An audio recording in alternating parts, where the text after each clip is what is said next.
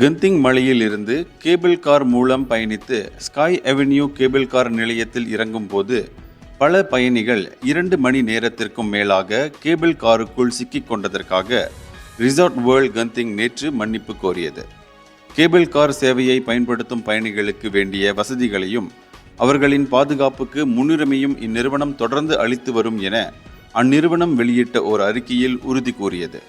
இச்சம்பவத்தை தொடர்ந்து அதனை சீர்படுத்துவதற்கு இந்நிறுவனம் உடனடி நடவடிக்கையை எடுத்த வேளையில் பாதிக்கப்பட்ட பயணிகளுக்கு கேபிள் காருக்கான டிக்கெட் பணத்தை திருப்பிக் கொடுத்ததாக அது கூறியது.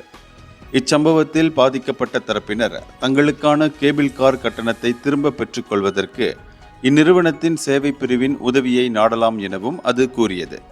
டிசம்பர் 23ஆம் தேதி நள்ளிரவு மேற்குறிப்பிட்ட இந்த கேபிள் காரில் பயணம் செய்த பலர் சுமார் 2 மணி நேரத்திற்கும் மேலாக சிக்கிக் கொண்ட சம்பவம் அங்குள்ள மக்களிடையே பெரும் பீதியை ஏற்படுத்தியிருந்தது. இந்தியர்களின் இதய குரல் மக்களோசை.